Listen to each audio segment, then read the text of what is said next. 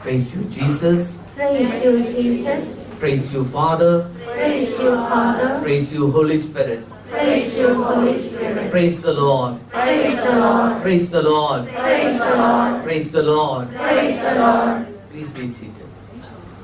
Can it rise?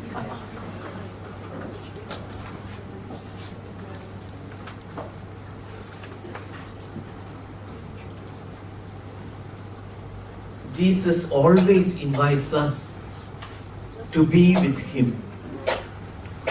And to be with Him makes big difference in our lives. And that's why for the second part, and maybe the final talk, I took this theme. There is a gentle invitation to be with Him always. It is up to us whether we accept the invitation or not. But when we accept that invitation and be with Him, it makes big difference in our lives. So the choice is ours. It was the famous French philosopher Blaise Pascal who once said, all the troubles of life come upon us because we refuse to sit quietly for a while in our rooms. We are too busy. No, we have no time for anything. We find it so difficult to sit in silence and spend some time in prayer. Only when we sit quietly, all these troubles, the mental worries, tensions will disappear from us. And when we sit in front of the Eucharistic Lord in adoration, our hearts are raised to the heavens. So we all are like busy bees, always busy. 24/7 we are busy, and each day this 24 hours is not sufficient for us. I also feel the same, and I know most of you, the experience will be the same for you too. So, but ultimately when we really reflect about our lives, because this time is not sufficient and we have no time to sit quietly in silence, the troubles also on the increase. If you had only 20 hours troubles we would have had. But now we have no time to sit quiet in silence, in peace. So there's troubles also. That's why Pascal meaningfully mentioned all the troubles of life come upon us because we refuse to sit quietly for a while in our rooms. In fact, the Eucharistic Lord constantly tells us, as we read in John chapter 6:36, I am the bread of life. The one who comes to me shall not hunger. Lot of hunger within us. There is a quench which nobody else can really satisfy. Only God can. And the Lord who said in John chapter 6:35 is the same Lord who is here present in the Eucharist. And He is inviting us, as we read in John 10:10, I have come that you may have life and life in its fullness. So when we are with Him, when we have His company, we experience that life and life in its fullness. Otherwise, our life is like half dead or something is lacking. We may eat lot of food, but then still there is no energy. Some people take special energy food and so on, or energy tablet. But then still somehow the energy is gone from us. So where is the real source of energy? The Lord in John 10:10 says, I have come that you may have life and life in its fullness. And so He says, come to me. In John 37. If anyone thirsts, let him come to me and drink.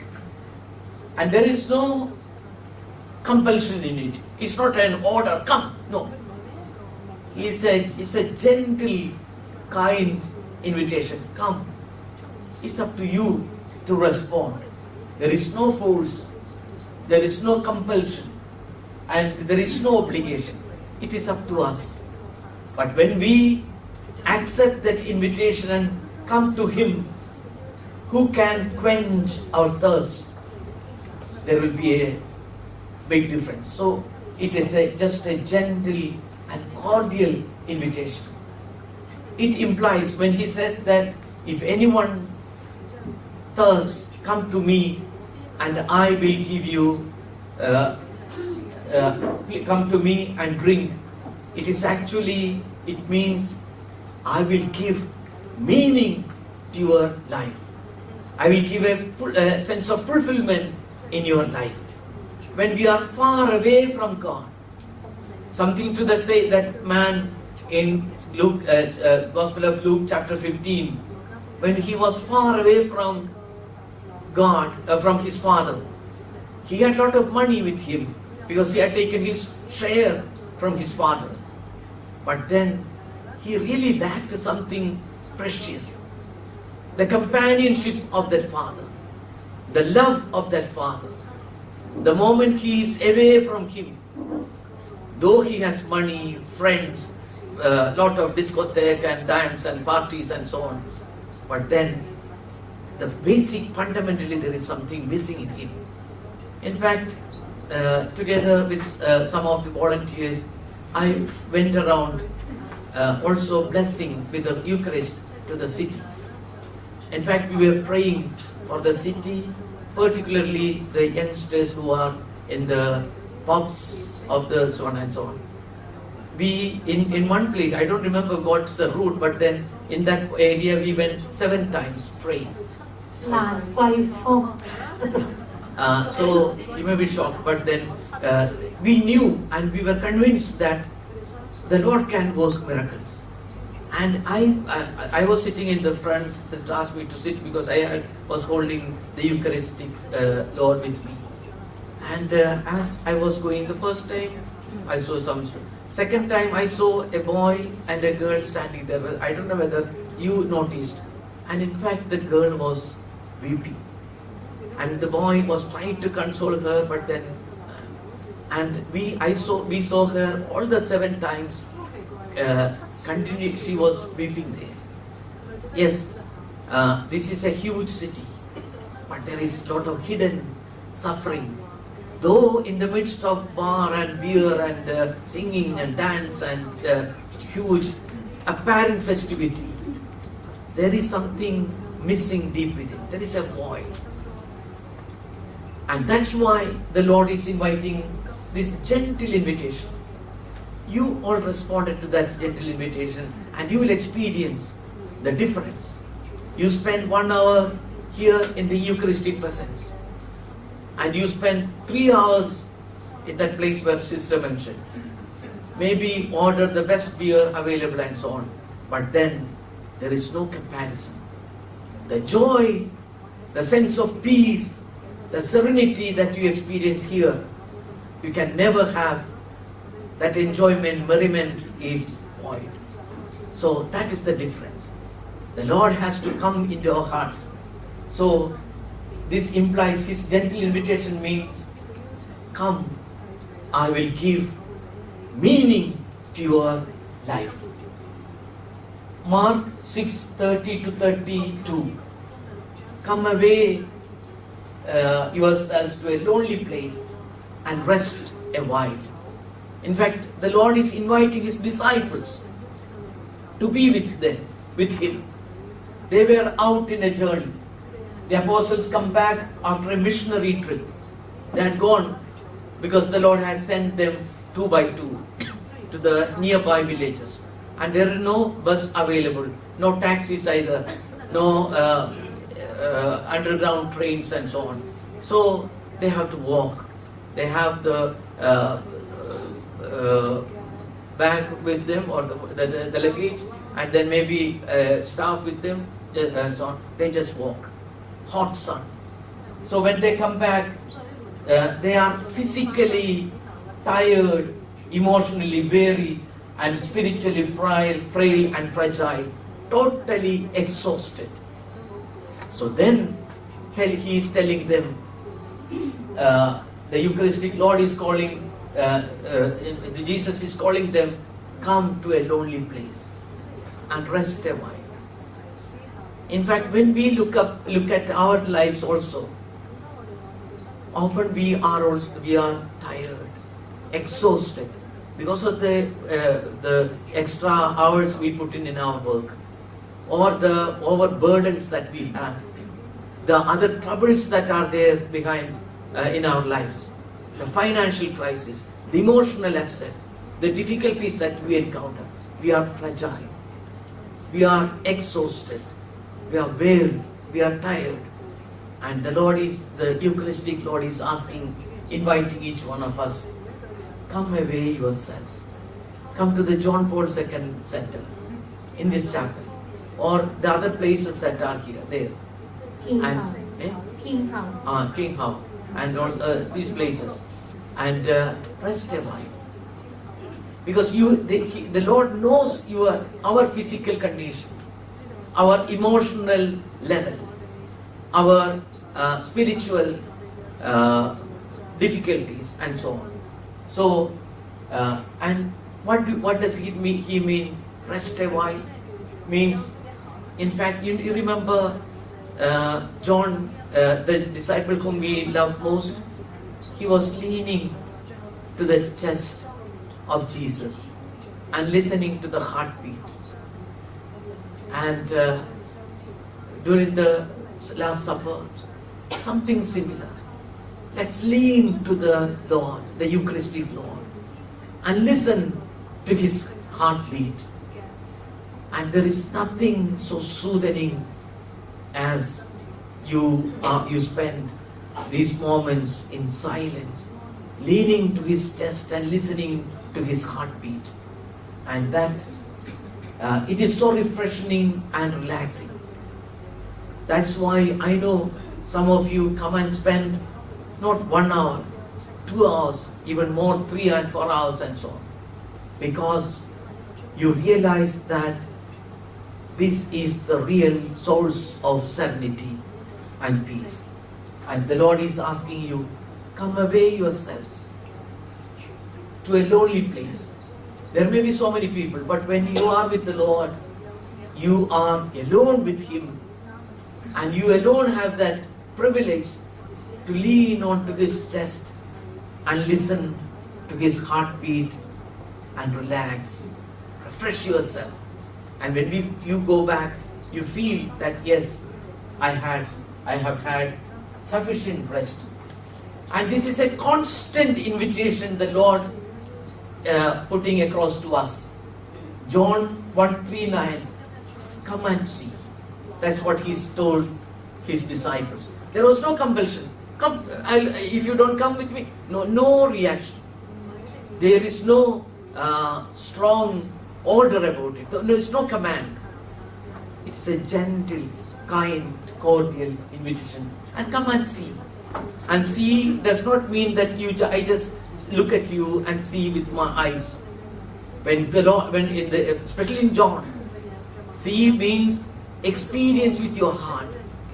When you are with Him, you feel that yes, our hearts were burning.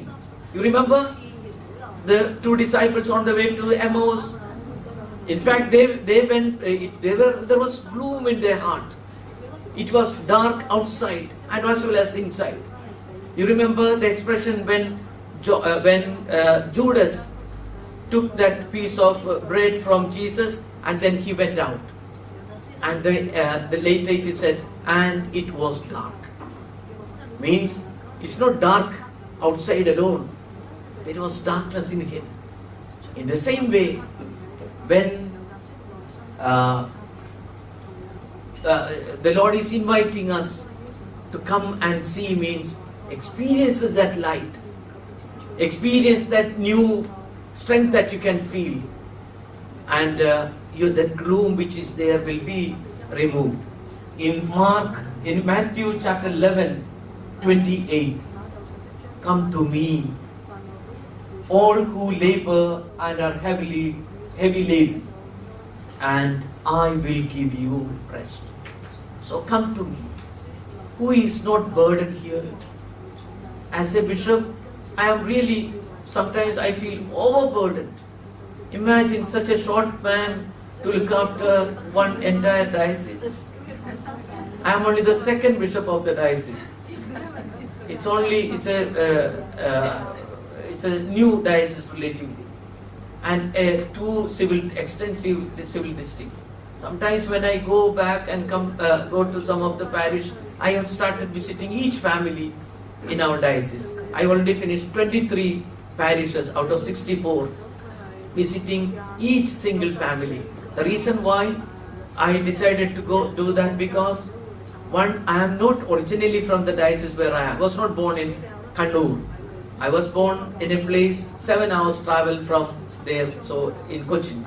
So I am new. I was appointed, as I told you the other day, I was appointed on the 1st of February 2014, and that's the day I first time saw the bishop's house. First time I saw the cathedral. First time I saw some of the priests, sisters, the people, representatives from the people, the day of announcement. But then I decided to go to them. But it's not easy. And we have to walk. Not that in all the families you can go in a vehicle and so on. You have to walk. Sometimes it's rain, sometimes it's too hot. But then, when you come back, you are burdened, you are exhausted. But sit in front of the Eucharist. In fact, fortunately, I have my room, office, just in front of the chapel. So from the chapel, the Lord can look at me and see me, and I also can say, Alex is here, I can tell him. So the Lord is inviting us, come and see. See means not just seeing with your eyes, but feeling with your heart. Your heart will burn when you are in the company of Jesus. This is what the disciples on the way to Emmaus experienced. Till that time, there was anxiety, worry, gloom in their heart. But when the stranger came walking with them to Emmaus, when the scriptures were explained to them, yes, now we understand why our hearts began to burn, and then why there was a change in our hearts, because we were with our risen Lord. And when He broke the bread, our eyes were opened. Come and see. Yes, they saw the reality and the transformation that takes place in the companionship of Jesus. So that's why in Matthew 11:28, Jesus is inviting, come to me, all who labor and are heavy laden, and I will give you rest. So this is why the Lord is always present here. When I come here through the glass door window, I can see the Lord is waiting here for us. When you all come in, the Lord is here waiting, and this is His invitation. What are my burdens? We need to ask. When we are sitting next to Him, near Him, and listening to His heartbeat, automatically these burdens will slowly disappear, vanish. I have to ask, what are my burdens which I need to entrust with Him, and my struggles, and how do I take them in my life? Not that when you go back after 1 hour spending here or 2 hours here, when you go back, you have a new apartment, and the husband is not the man who went from home this morning. It's the same man, same apartment, same difficulties, but at the same time, you will be strengthened. You will have a new motivation to see this reality in a different way. The disciple who went to Emmaus, when they came back, in fact that morning they left the same people. They left from the same people. But when they came back, they were the same. But the attitude was totally changed. We have seen the Lord. There is a new joy in Him. Joy in their heart. In the same way, you spend 2 hours here, go back to your home. You are going with a new attitude, with a new refreshed mind. You have no more tensions. The troubles are given here. So far I have been listening to the heartbeat of a man whose heart has beating for me with so much of mercy and love. And now that took away my burdens and troubles. That's something beautiful. So that's why Saint Augustine, who experienced these troubles in his life, finally in his book Confession said, our hearts are restless until we find rest in you. So till we find God and that source of our strength, our hearts will be restless. That would be the difference that we will experience. We often sing that hymn, no? What a friend we have in Jesus. You remember that? You know the story of that man who wrote that hymn? Yeah, very interesting. He was a young man and he had a beautiful girlfriend. So they had already fixed the marriage. Okay, 29th of December, we'll get married in this particular church, booked everything. But then, as they were preparing for the marriage, I think she met with an accident and died. And she was sad. Because they were in love for so many years, and finally, they were planning this, and said, oh my. And then he went back to live with his mother. And his mother became one side paralyzed, and he had to help her for everything. And while he was there, he met another girl, became friends. And after a few months, she left him. He was again disappointed. Then later, as he was there, he started becoming blind, both the eyes. And young man, but he can't see. Like this, the second girl, in fact, they went for a boating in a lake, and somehow the boat was there was some accident, and she fell into the lake and drowned. And and third girl whom he met, left him, and slowly he began to become blind. And then he wrote this hymn. What is that? What a friend we have in Jesus. All our sins to bear. What a privilege to carry everything to God in prayer. So all the burdens, all the griefs, He will carry. Life is not easy. There are always troubles. There are hidden difficulties ahead of us. But at the same time, when we have a friend in Jesus, He will take all these griefs and take it to the Lord in prayer. So that's why the Lord is inviting. Our hearts are restless until we find the rest in you. Isaiah 55, 1-3. These are texts which you read later and find how the Lord is inviting each one of us. The Lord says in Isaiah, everyone who thirsts, come to the waters. And he who has no money, come, buy wine and milk, without money and without price.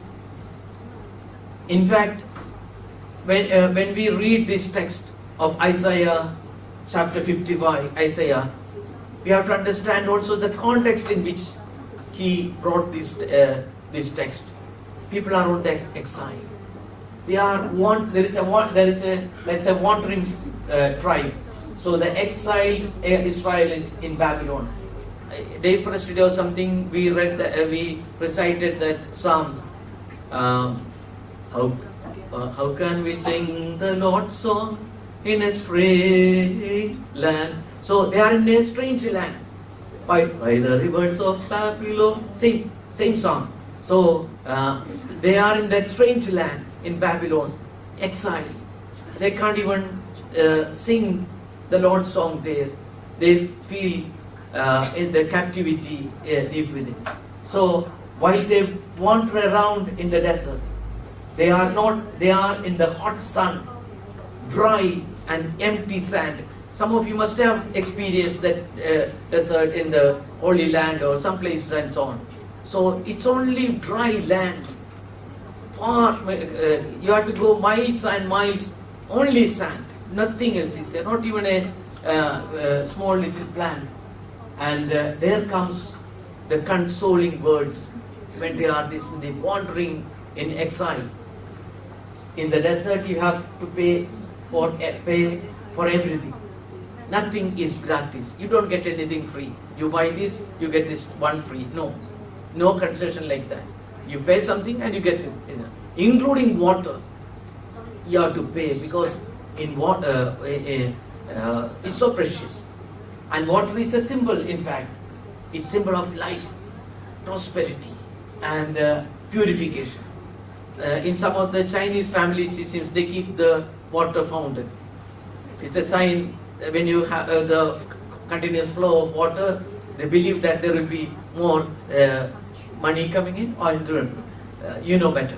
So this water is a sign of prosperity, of life and purification. And in that context, we have to understand the Lord is inviting, come everyone who thirsts, come to the waters.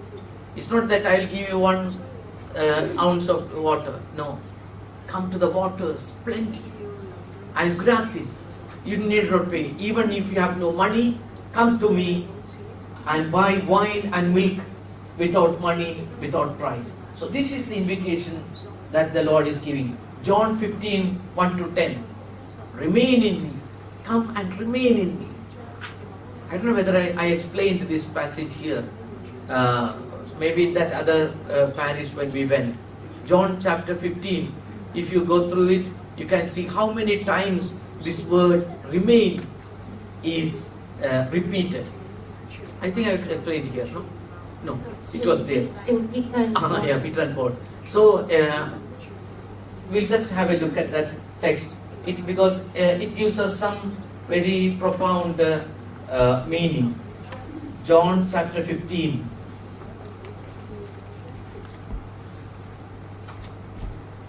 One to 10. I am the vine, and my Father is the vine grower. He takes away the branch in me that does not bear fruit, and everyone that does, he prunes so that it bears much more fruit. You are already pruned because of the word that I spoke to you. Remain in me. Count how many times he uses the word remain. Remain in me, and as I remain in you. Just as a branch cannot bear fruit on its own unless it remains on the vine, so neither can you unless you remain in me. How many times already? Yeah. I am the vine, you are the branches. Whoever remains in me and I in him will bear much fruit, because without me you can do nothing. This is only up to 5 I read. So already how many times? 5. Yeah. Any teachers here? teachers? Yeah. So when in the school, when the students write in the composition or in an essay the same word over and over again, what will you do? You take the red pen and either you underline them or give them big eggs, chicken eggs or something. So you don't like when the same word is repeated over and over again. Any journalist, if they are good journalists or good writers, authors, they have flowery languages, always different expressions and so on. But here is a man, John, repeats in from 1 to, if you count from 3 to 5, in 3 sentences, he uses 5 times the same word. Remain. Why? Remain, the word has its root from Greek. In Greek, the word is menein. So similar to remain, the word is menein. The word menein is used in secular Greek in 2 contexts. One, when a branch of a tree attaches itself to the trunk of the tree, and for its growth, development, to have new leaves, new flowers, and new fruits and so on, the branch has to attach itself to the trunk of the tree.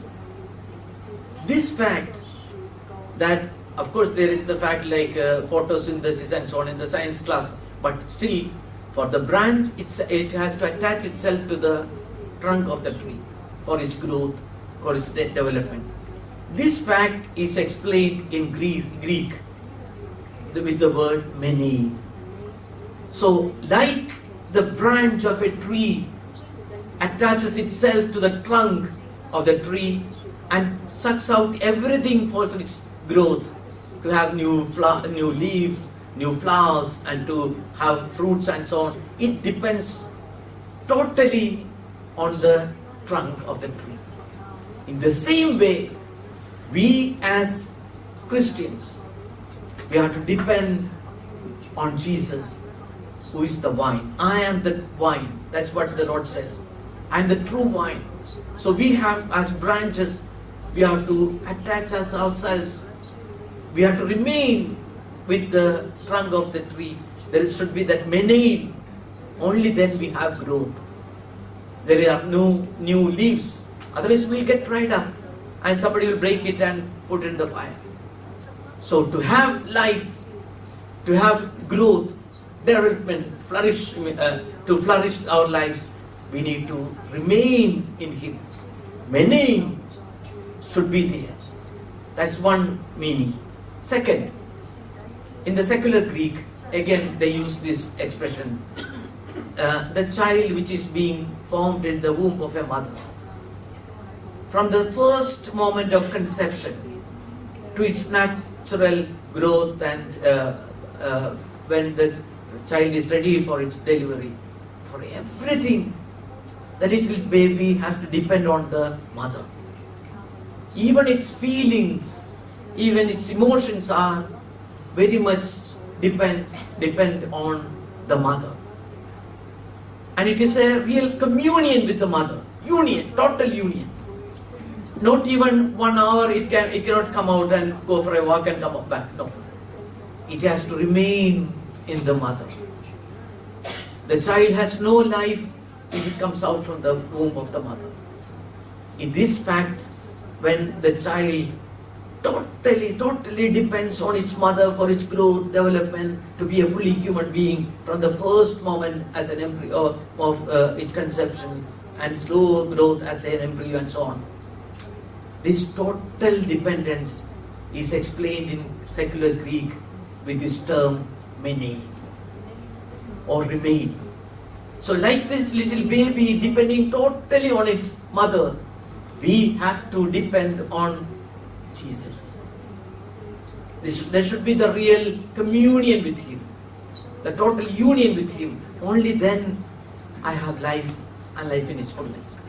Only then there is development in my life.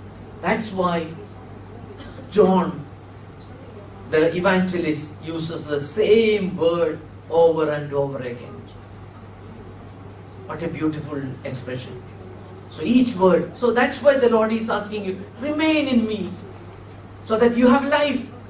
So that you can, there is development in you. There is a future for you. There is everything, there is a tomorrow.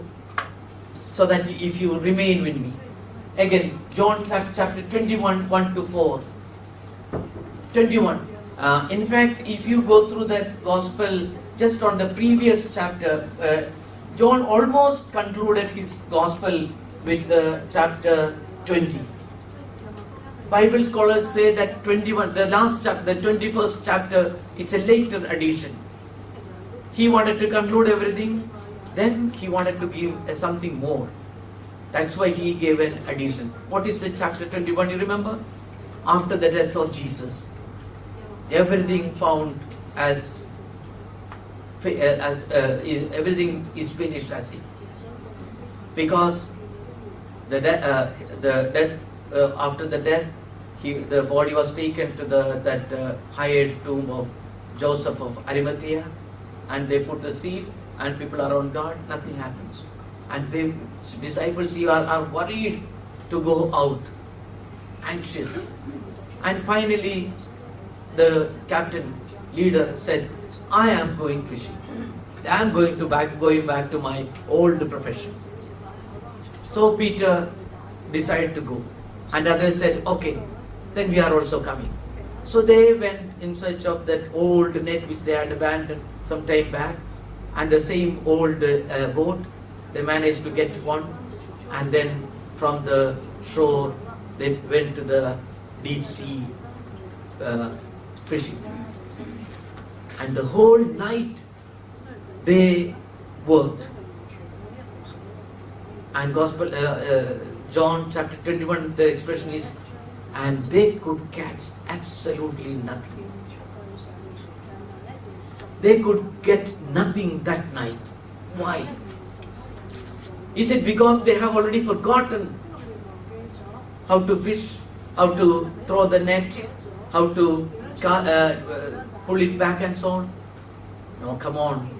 These were the persons who were born near the sea, in the seashore. They knew how to cast the net, how to bring. It is there. They know only that, perhaps. How can they forget that profession? No, possible. But then, that night, they could catch nothing. Why? Maybe because, like it happens after a tsunami, there is no fish, they said. Yeah, so something like similar in that, in the lake of Tiberias, all the fish are vanished because they knew that disciples are coming to fish that night. Strike. Could be the reason? No. Definitely there should be at least a small little fish. No? Yesterday I mentioned about fish market. Yeah, there should be some fish in the Tiberias, but then they could catch nothing. Why? Why? Because they were all alone. They left their master. They forgot about them. Without the company of your God, if you work, you may work, but work in futile. Your work is in vain. If the psalm which is there, no, if the guards do not guard the city, what's that? In vain. In vain, the workers work if they are not working. So they worked hard the whole night. But the moment they listened to the advice of the man who was standing in the shore, children, you have any fish? No, nothing. When you are really disappointed, your response will be very short. No. Then say, okay, put on the right hand side of the boat. This is advice from a carpenter's son to the children of the fishermen who were experts. But anyway, let's have a try. After all, he was with us for 3 years. He saw us fishing. And the moment they cast the net, there is abundance. 153 large fishes. That's what is explained there. Change. The tsunami is gone. All the fishes have come back. Abundance. And then they tried to pull the net, but still the net wouldn't tore. No? That's the difference. That's why the Lord is telling us, chapter 21, come and have breakfast. They were tired, the whole night they worked, but they didn't get anything. Till the carpenter's son advised him to cast the net on the right hand side of the boat, and 153. And when they came to the shore with some of the fish, they don't say anything, because they went back to their old profession. And they saw tandoori roti there, very hot naan kept there by Jesus, prepared by Jesus for breakfast. They are hungry. Get some fish. They fry the fish immediately, and so fish fry and this one fresh naan or roti or fresh bread baked at that time by Jesus himself. So then they believed. So that's why there is additional chapter. So in that chapter, the Lord is inviting the disciples, come and have breakfast. Pope John Paul II, in his homily of the beatification of Bishop Manuel Gonzalez Garcia, he's an important man for us. I'll come back to that. It was held on the 21st of April 2001. This is what Holy Father Pope John Paul II mentioned at the beatification ceremony. The disciple whom Jesus loved said to Peter, "It is the Lord." When they found the abundance of fish in their net, immediately he realized the one who shouted from the shore is the Lord. The moment Peter heard about it, he jumped into the water, and so you know the story. So the disciple whom Jesus loved said to Peter, "It is the Lord." In presenting to us Jesus who came and took the bread and gave to them, John 32, I think there is some mistake, John 3:30. The gospel points out how and when we can meet Jesus, the risen Christ, in the Eucharist. It would be sad if after so long the Savior's loving presence were still to be unknown by humanity. Jesus is here. The same Jesus who waited for his disciples there near the shore with breakfast, with bread, with fresh fish. The same Jesus is here in this form of bread. And Pope John Paul II said, it would be sad if after so long the Savior's loving presence were still to be unknown by humanity. We know that He is present here in this bread. The other day when we carried the Eucharistic Lord, they looked at so many people were sitting there in the piazza, in the park and so on, and they were looking at this white bread. For them it is the bread. But we know that is the presence of the Eucharistic Lord. We have to tell the humanity. We have to tell the people around. That's what Pope John Paul II said at the beatification of Bishop Manuel Gonzalez Garcia. Now, who is he? Sister gave me a book to read the other day. The name of the book is The Bishop of Abandoned Tabernacle. The Bishop of Abandoned Tabernacle. Tabernacle, you know, where the Lord, we keep the holy body of Christ. So here is the Bishop of the Abandoned Tabernacle, Saint Manuel Gonzalez Garcia. It's a book written by Victoria Schneider, published in 2008, so latest one by Scepter Publications, New York. It is it's a story of the life of Saint. He was canonized by Pope Francis on October 16, 2016. Saint Manuel Gonzalez Garcia. October 16, 2016. Yesterday. Yeah, 1 year, 2 years back. Yesterday, exactly. So, happy feast. And you know what's his history? Yeah. Saint Manuel Gonzalez Garcia, he was born on the 25th of February 1877 in Seville, in Spain, Seville. How do you pronounce? Seville, in Spain. He was then, his father was a carpenter, mother was a homemaker, and then but a very pious, devoted boy he was, and then joined the seminary. He was ordained a priest on the 21st of September 1901 by the then cardinal. Now he is also a blessed. His first appointment was in a village parish, in a place called Palomares del Rio. Palomares del Rio. Actually, when he got the appointment, he was all excited, young priest, and so he knew, yes, when we young priests, we have many dreams about the parish and so on. So he had many plans. So he had high expectations. But then, when he went there, he went on a donkey back together with the sacristan to go around the village.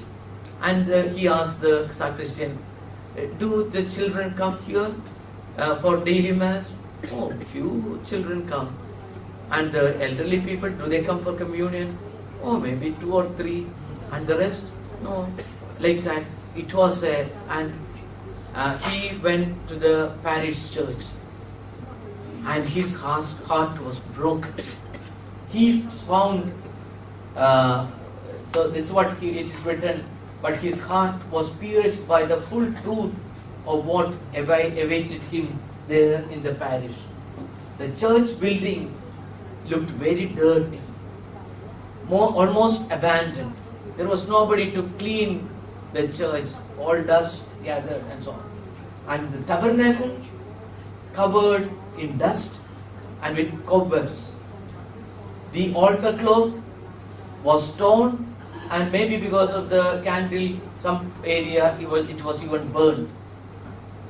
The oil of the tabernacle lamp was dripping from the sanctuary lamp onto the floor. So in that area dirty, filled with oil, all mess. And he was really shocked to see this.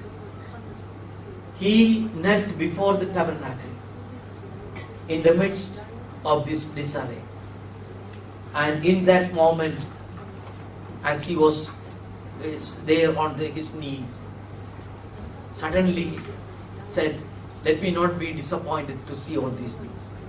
Rather, this abandoned tabernacle should be a challenge for me in my life, in my priesthood. And this is what Saint Manuel Garcia said. My faith was looking at Jesus through the door of the abandoned tabernacle. So silent.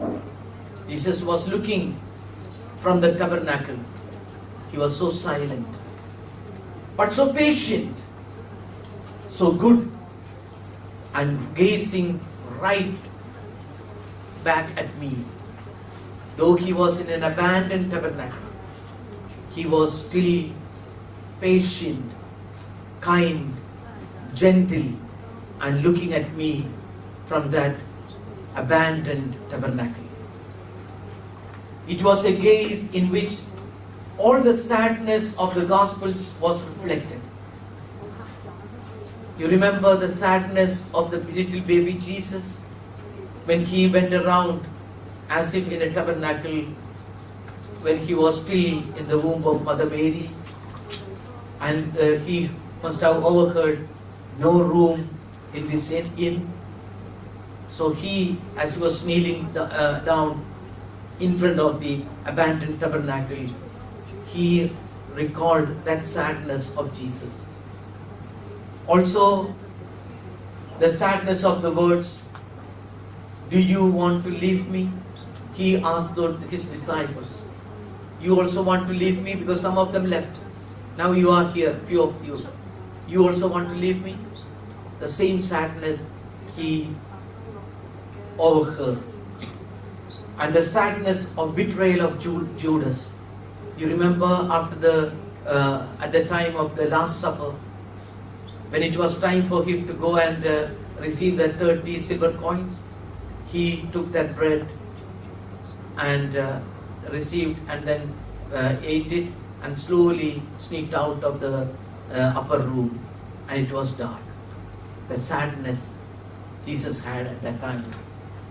Also, the sadness of the denial of Peter.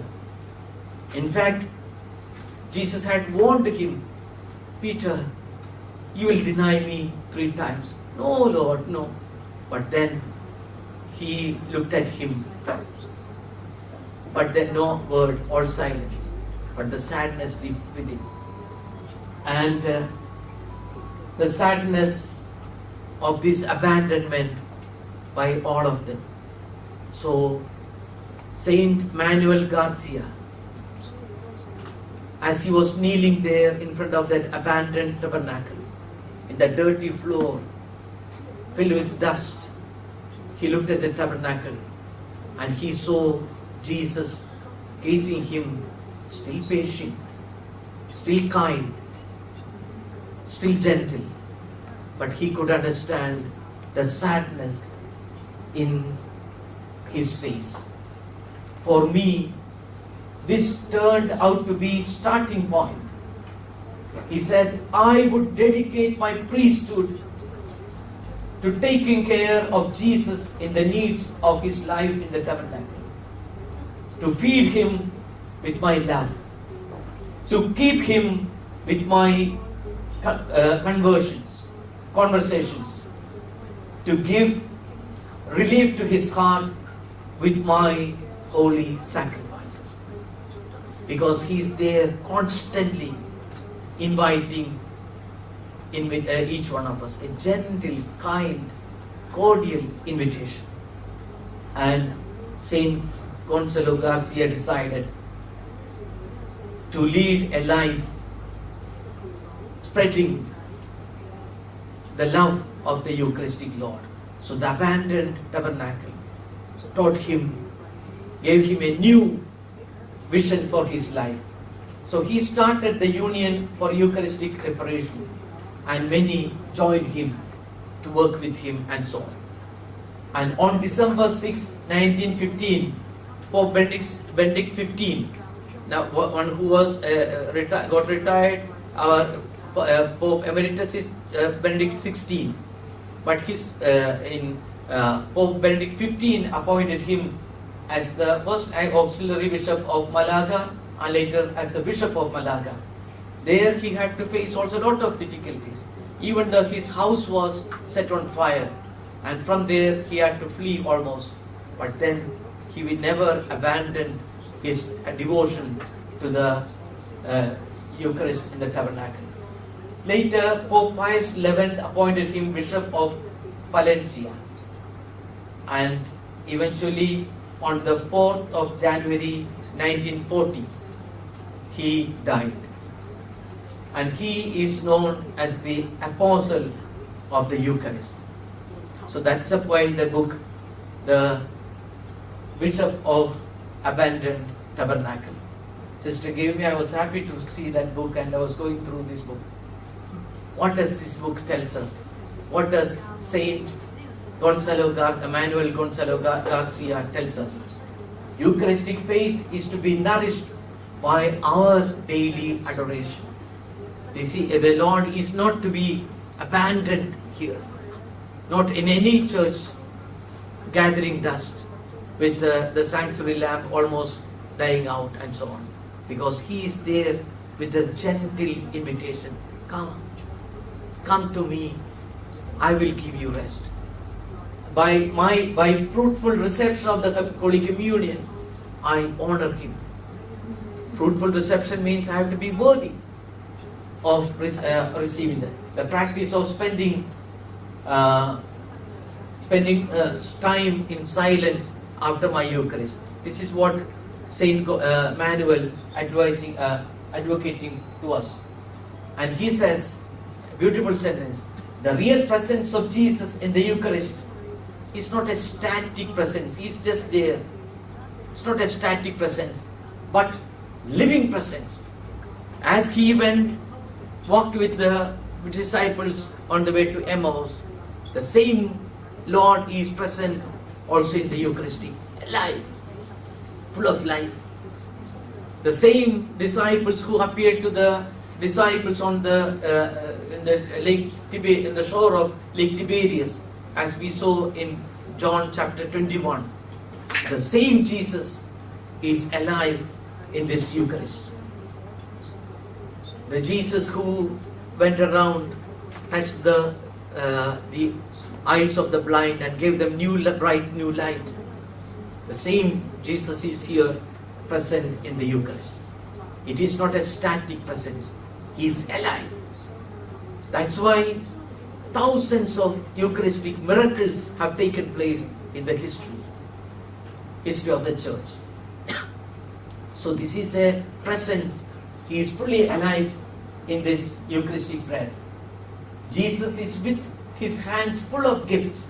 That's what Saint Manuel Gonzalo Garcia explains in this book. He is with hands full of gifts for us. I should go before Him with my poverty. Yes, I need His gifts. I need His gifts for my life. So He is waiting for me. I should be there with my whole soul, with all its powers. So when I am present in front of the Eucharistic Lord, I am there with whole soul, with all its powers, and with my whole body. I am here, my mind is elsewhere. No, I may have distractions, but it's not just my body is here, half asleep, partly there in the Macau Island and so on. No, I am here fully, my whole body with its senses, so that I may receive and be filled with the feelings, ideas and affections of Jesus. So the Jesus who is present in the Eucharist, that's what Saint Manuel Gonzalo Garcia experienced in his life and tried to propagate this. Jesus is present, so I need to be present with Him. I cannot just abandon Him. I cannot just ignore His gentle, cordial invitation asking, come to me.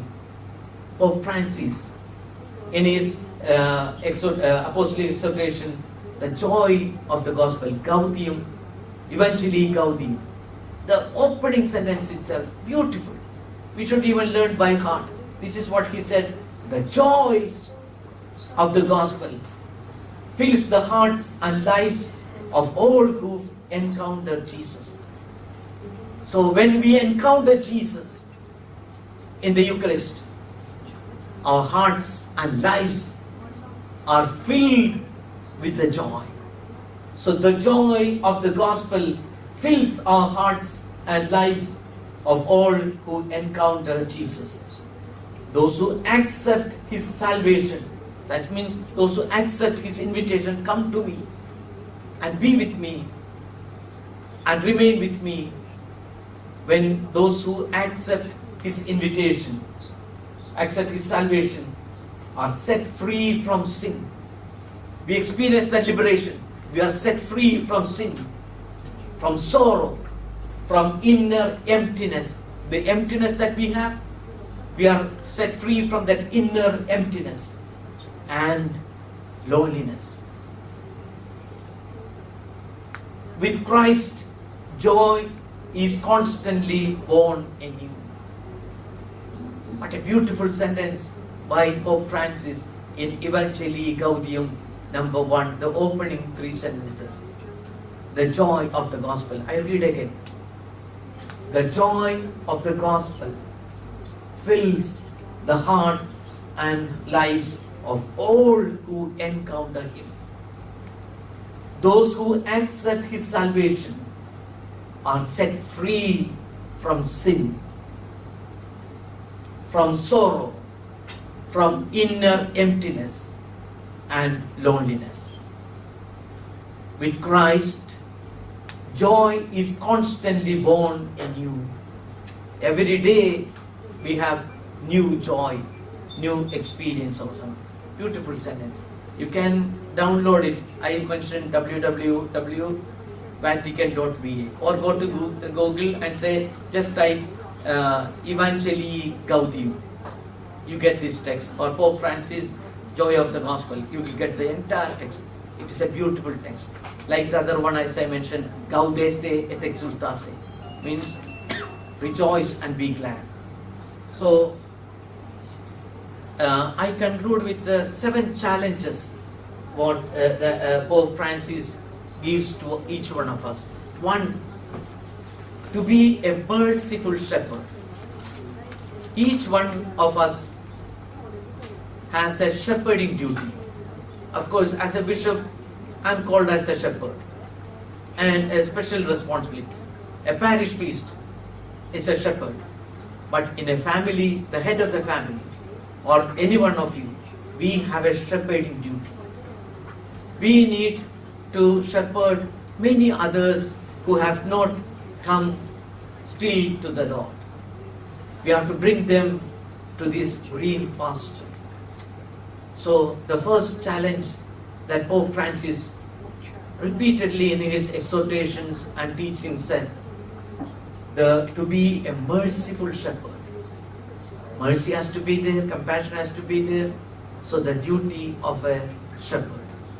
Second, to express joy in ministry. I have been, right from the beginning, I must have used this word many times, because we Christians have to be joyful. We may have difficulties. We have physical problems. We might have got firing from our boss, the director of the company, and so on. Other crises, but then the Christian joy has to be there deep within. That is beyond all other material things that are there. That affects us. That affects our temperament. That affects our peace of mind and so on. But still, the Christian joy should go beyond all these things. And third, to journey together with collaborators. The word synod comes from that word synodos, means joining together, journeying together. So the need to journey together with our collaborators. I am not alone. See, I am a bishop, yes. But if I alone work in the diocese, I'll be a total failure. I have to get my collaborators. Every day through WhatsApp or email, I keep communication with the priests of the diocese or others and so on. The collaborators. Even in your family, you have the responsibility for the family, but at the same time, everyone together. My children, my wife, my husband, or my relatives. Bring them all together. And then to have a sensitivity for the periphery. There are many who are in the periphery. I need to have a sensitivity towards them. Pope Francis always repeats this, because there's a globalization of indifference. Globalization of indifference. It's not here in Hong Kong alone or in New York alone. In every village even, there is this indifference to the neighbor. So a concern for a sensitivity to the periphery. 5, to be creative always. Innovate new things, to be in my prayer even, new way of praying. Sometimes I sit on this chair and no, Let's change the poster. So to be creative in our prayer, in our relationship. Today you send a SMS to somebody or to a fax, WhatsApp message. Change. Then always walk blameless. What? In fact, this is given in the beginning of Gaudete et Exsultate, giving the quotation from Genesis chapter 17:1 about Abraham. Walk blameless in front of me. I should lead a life blameless in front of my God. Then I experience that peace. And then 7, to be compassionate always. So in summary, what I was trying to say these days, perhaps all these things could be summarized in 7 points. Be a merciful shepherd. Express joy in our ministry. Journey together. Collaborate with everyone. To have a sensitivity to the periphery, to the others. Then to be creative. Work blameless. Because ultimately our aim is to become a saint. So blameless. And then to be compassionate always.